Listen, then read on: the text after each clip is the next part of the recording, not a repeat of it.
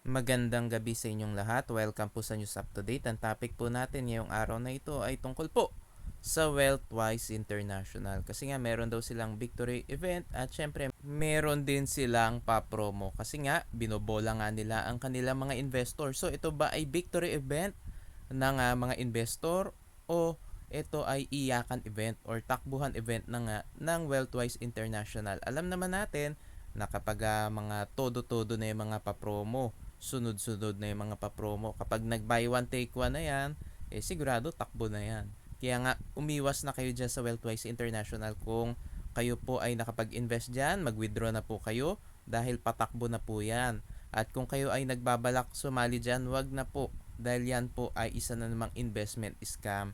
Hindi po talaga yan nagte-trade, yan po ay pambobola lang ng mga companies kasi nga alam nila na konti lang ang kaalaman ng tao tungkol nga sa trading lalo na sa crypto. Naririnig kasi ng mga tao na marami daw ang kumikita dyan at malaki daw ang kitaan sa crypto lalo na nga sa trading.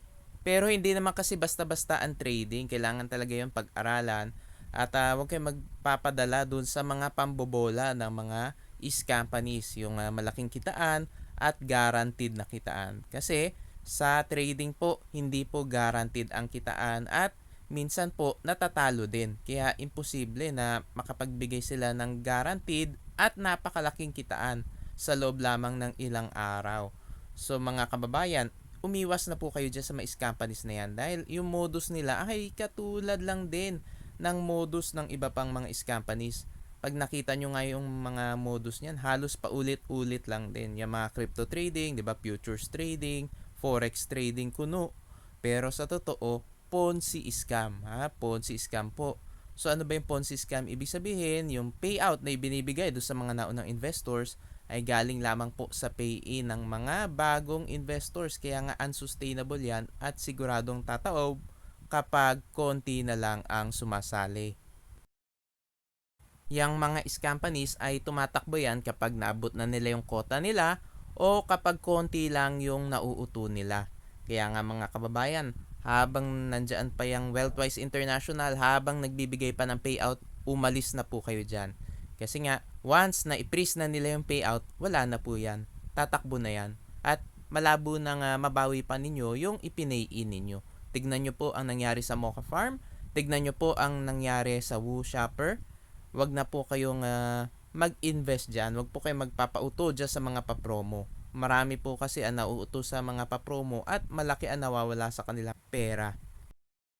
Kaya nga mga kababayan, kapag nakakita ng pa-promo, indikasyon na yon na pataob na ang isang company at dapat umalis na kayo. At huwag kayong mag-a-avail ng mga promo na yan dahil yan mga promo na yan ay ginagawa talaga ng mga company para nga makahakot sila ng pera. Kasi alam nila yung mga tao mahilig yan sa mga promo, lalo na yung mga buy one take one. At marami nga ang naloko doon sa Mocha Farm dahil nung nagpa-promo marami ang nag-invest, ang hindi nila alam patakbo na yung company. So ito nga yung victory event daw ng Wealthwise International. So dahil nga daw may victory event ay naglabas nga sila ng Victor Plan.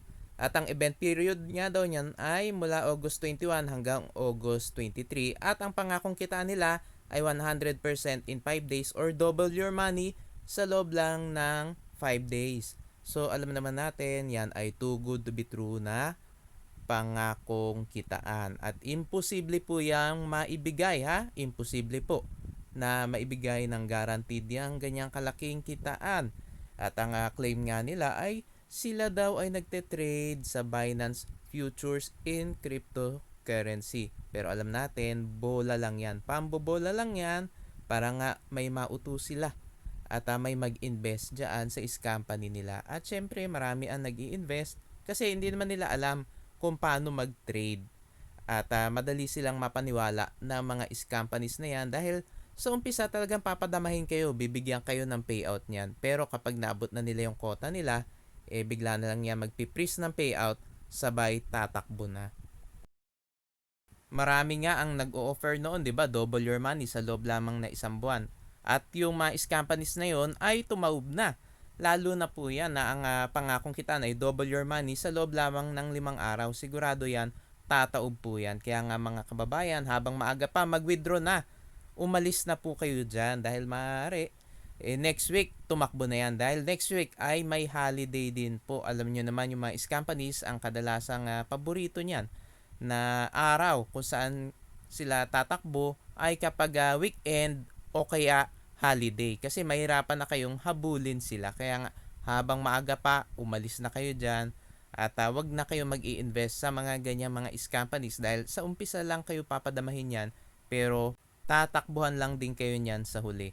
Kaya nga, umiwas na kayo. Huwag kayo magpapaniwala dyan sa mga double your money na yan sa loob lamang ng 5 days, 7 days o isang buwan dahil napaka-imposible po niyang mga ganyang pangakong kitaan. Mapapansin ninyo, yung mga companies, ang laki-laki ng mga pangakong kitaan pero walang sariling opisina. Walang mga empleyado. Lagi yung CEO ang nagla-live, siya na rin ang nagmamarket, siya na rin ang nagtitrade. At mapapansin din ninyo, kulang sila sa legalities. Kadalasan sa legalities na pinapakita ng mga companies na yan ay DTI registration at kapag nagkaroon ng pondo ay kukuha ng SEC registration pero wala silang secondary license. Kasi nga, wala naman talaga silang kinikita sa trading. Ang tanging source of income niyan ay yung pay-in ng mga investors. Kaya nga huwag kayong magpapaniwala doon sa mga pambobola niyan. Kasi nga, kung talaga malaki kinikita, bakit walang empleyado? Dapat kumuha na siya ng empleyado kung talaga malaki ang kitaan at dapat meron na ring opisina. Mga kababayan, ayan nga po, kumpirmado nga natin, 'di ba, na scam yang Wealthwise International. So, iwasan na po ninyo 'yan. Umalis na po kayo diyan, mag-withdraw na po kayo diyan dahil scam po 'yan. At anytime ay maaari na po yang tumakbo. Kapag naabot na nila yung quota nila, tatakbuhan na po kayo niyan. Mga kababayan, dapat po, bago po kayo mag-invest sa kahit na ano pang kumpanya, dapat i-check nyo lahat ng legalities nila. Dapat kompleto po sila sa legalities. Dapat po may secondary license sila. At kapag pinakitaan po kayo ng secondary license, dapat po i-verify po ninyo muna sa Securities and Exchange Commission. Kasi meron po mga kumpanya na namimeke ng dokumento. Katulad niya ng CCO Media Philippines na nabuking natin na peke ang dokumento na pinakita nila, yung kanilang BSP registration daw, hindi po yun totoo, peke po yun. Kumpirmado natin yun dahil in-email natin ang BSP at nag-verify tayo. Kaya nalaman natin, peke yung sinasabi ng CCO Media Philippines na BSP registration nila. At marami pang claims ang CCO Media Philippines na napatunayan natin na peke. Mag-ingat din kayo sa mga modus ng mga companies na yan. Puro mga too good to be true na mga investment schemes. Katulad niyan, di ba? Trading daw, crypto trading, forex trading, at kung ano-ano pa mga trading o kaya sa crypto mining, crypto staking, meron ding trading, may NFT, play to earn. Marami pong mga modus yung mga companies. Meron din mga agricultural scams, meron ding yung ads watching scam katulad nga ng CCO Media Philippines, 'di ba? Manonood ka lang daw ng ads ay kikita ka na. Ganyan din ang ginawa noon ng Ad City Nation at nakita natin scam talaga 'yan. At meron din mga e-commerce daw or co-franchising, mag-iingat po kayo. Huwag kayo basta-basta maniniwala. Kailangan pag-aralan nyo mismo yung negosyo. Kung talaga bang profitable, talaga bang posible yung pinapangako nila at talaga bang totoo na guaranteed o puro pambobola lang kasi yung mga companies ay puro pambobola lang.